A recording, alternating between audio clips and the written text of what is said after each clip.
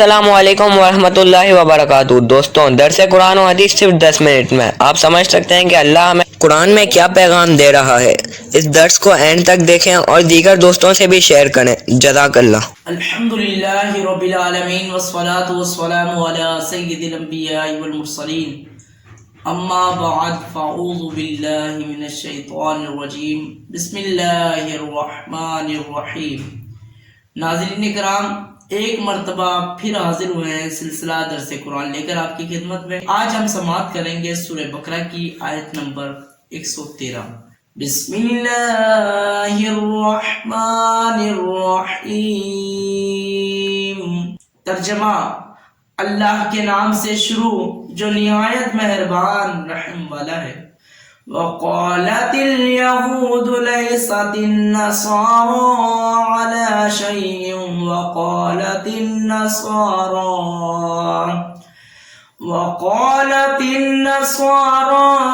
ليست اليهود على شيء وهم يتلون الكتاب كذلك قال الذين لا يعلمون مثل قولهم فالله يحكم بينهم يوم القيامة فيما كانوا فيه يختلفون۔ ترجمہ: اور یہودیوں نے کہا عیسائی کسی شے پر نہیں، اور عیسائیوں نے کہا کہ یہودی کسی شے پر نہیں، حالانکہ یہ کتاب پڑھتے ہیں۔ اسی طرح جاہلوں نے جیسی بات کہی تو اللہ قیامت کے دن ان میں سے اس بات کا فیصلہ کر دے گا جس میں جھگڑا کر رہے ہیں۔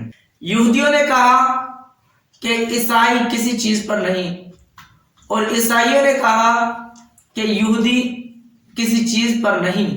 تو اس کے بارے میں مفسرین نے لکھا ہے وقالت الیہود، یہودی بولے۔ ایک بار نجران کے عیسائیوں اور مدینہ طیبہ کی یہودیوں کی علماء کی بارگاہ مصطفی صلی اللہ تعالی علیہ وسلم میں آپس میں بحث ہو گئی۔ نجران کے عیسائی اور مدینہ کے یہودی حضور علیہ السلام کی بارگاہ اقدس میں ایک دوسرے سے بحث کرنے لگے۔ بحث کے دوران دونوں نے خوب شور مچایا۔ یہودی کہتے تھے کہ عیسائیوں کا دین کچھ نہیں، اور عیسائیوں نے یہودیوں سے کہا کہ تم کسی دین پر نہیں ہو۔ اس پر یہ آیت کریمہ نازل ہوئی کہ یہودی عیسائی کو کہتے ہیں کہ تم کسی شے پر نہیں۔ شے سے مراد یہاں پر ایمان ہے، دین ہے، اسلام مراد ہے۔ یتلون الکتاب، وہ کتاب پڑھتے ہیں، یعنی علم ہونے کے باوجود یہود و نصارہ نے ایسی جاہلانہ گفتگو کی، حالانکہ انجیل شریف میں جس کو نصارہ مانتے ہیں اس میں توریت شریف اور حضرت موسیٰ علیہ السلام کی نبوت کی تصدیق ہے، اور توریت جس کو یہودی مانتے ہیں اس میں حضرت عیسیٰ علیہ السلام کی نبوت اور تمام احکام کی تصدیق ہے۔ آپ علیہ السلام کو اللہ کی طرف سے عطا ہوئے، اس چیز کو پڑھا ہے، لیکن پھر بھی ایک دوسرے پر ایک جاہلانہ گفتگو کی۔ آگے فرمایا کہ قرآن پڑھ کر عمل نہ کرنے والے مسلمانوں کو تنبیہ کی گئی ہے۔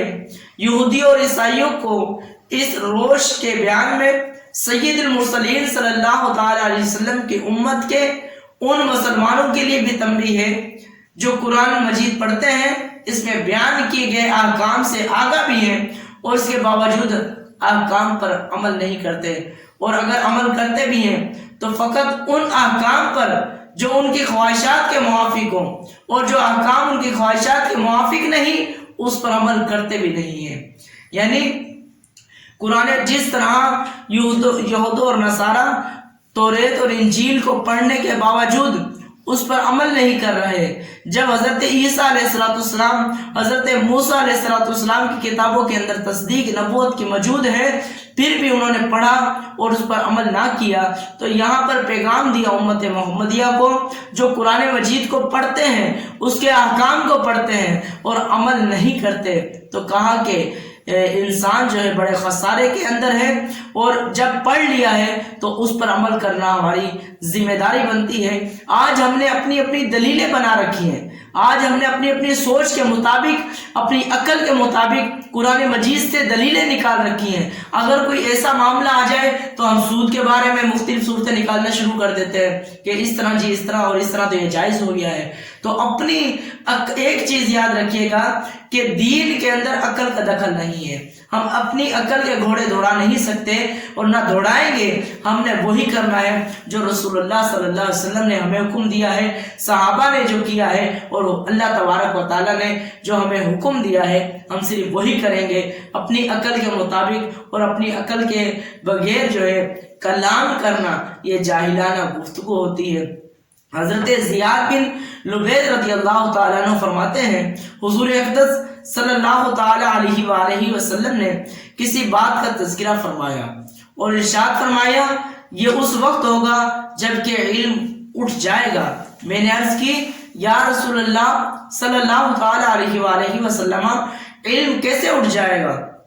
حالانکہ ہم قرآن پڑھتے ہیں، اپنی اولاد کو پڑھاتے ہیں، اپنی بچوں کو قرآن کریم کی تعلیم دیتے ہیں، اس طرح یہ کیسے جو ہے علم اٹھ جائے گا؟ اسی طرح یہ سلسلہ قیامت تک چلتا رہے گا. یا رسول اللہ علم اٹھنے کی وجہ جو ہے وہ سمجھ میں نہیں آ رہی. ہم قرآن پڑھتے ہیں، ہمارے بچوں کو اس کی تعلیم دیتے ہیں، اور یہ سلسلہ قرآن مجید کو پڑھنے اور سمجھنے اور سیکھنے کا ابھی نہیں ہے. قیامت تک یا رسول اللہ یہ جاری رہے گا، علم کیسے اٹھ جائے گا؟ آپ صلی اللہ تعالیٰ علیہ وآلہ وسلم نے ارشاد فرمایا اے زیاد، میں تمہیں مدینے کے فہیم لوگوں میں شمار کرتا تھا. کیا یہودی اور عیسائی توریت اور انجیل نہیں پڑھتے تھے؟ لیکن ان میں سے کوئی بھی اس پر عمل نہیں کرتا تھا. اسی طرح مسلمان قرآن تو پڑھتے ہیں لیکن اس پر عمل نہیں کریں گے. جو اپنے علم پر عمل نہیں کرے گا وہ جاہل، وہ علم والا اور جاہل دونوں برابر ہو جائیں گے. فرمایا ایک جگہ تو اللہ نے فرمایا کیا محبوب آپ فرما دیجئے قُلْ هَلْ يَسْتَوِي الَّذِينَ يَعْلَمُونَ وَالَّذِينَ لَا يَعْلَمُونَ، کیا علم والے اور بغیر علم والے برابر ہو سکتے ہیں؟ فرمائے کہ لا، علم والے اور بغیر علم والے برابر نہیں ہو سکتے. ہاں جب ایک جاہل ہو، جاہل کے مقابلے میں ایک علم والا ہو، اب وہ اپنے علم پر برابر عمل نہیں کر رہا، تو کہا کہ دونوں جو ہے وہ برابر کے شریک ہیں، دونوں برابر ہیں. اللہ تعالیٰ قرآن کو، قرآن مجید کی تلاوت کرنے اور اسے سمجھنے، اس کے احکامات اور تعلیمات پر عمل کرنے کی توفیق عطا فرمائے. کذالک قال، قرآن کریم کے ایک حصے کے اندر فرمایا کہ اسی کتاب کے علماء کی طرح جاہل بت پرستوں ہر دین کو جھٹلانا شروع کر دیا اور کہنے لگے کہ دین کچھ نہیں ہے. انہیں جاہلوں میں سے مشرک عرب بھی ہیں جنہوں نے نبی کریم صلی اللہ تعالیٰ علیہ وآلہ وسلم اور آپ کے دین کے بارے میں ایسے ہی کلمات کہے تھے کہ دین کچھ نہیں ہے.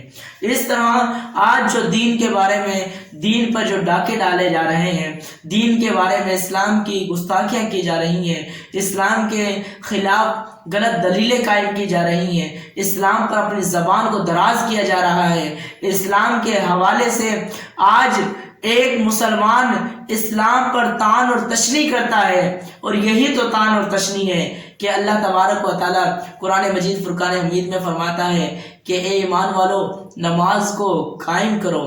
تو ایک نوجوان دلیل دیتا ہے کہ اللہ تعالیٰ نے نماز، اگر اسے کہا جائے کہ نماز پڑھو تو وہ کہتا ہے نماز پڑھنے کا تو کہیں حکم نہیں آیا قرآن میں، قرآن میں تو یہ آیا کہ نماز قائم کرو، کہ نماز پڑھو.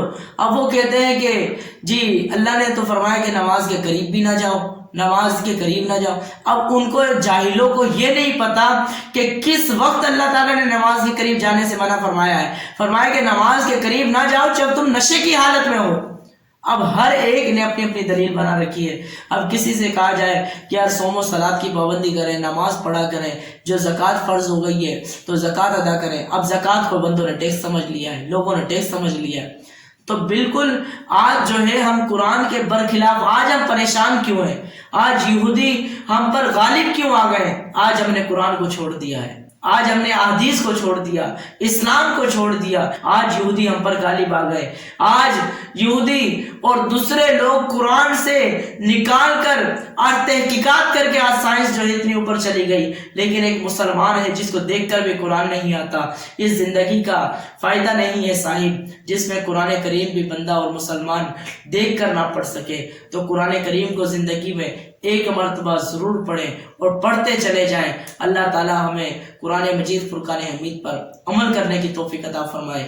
آمین بجاہ نبی صلی اللہ تعالی علیہ وآلہ وسلم.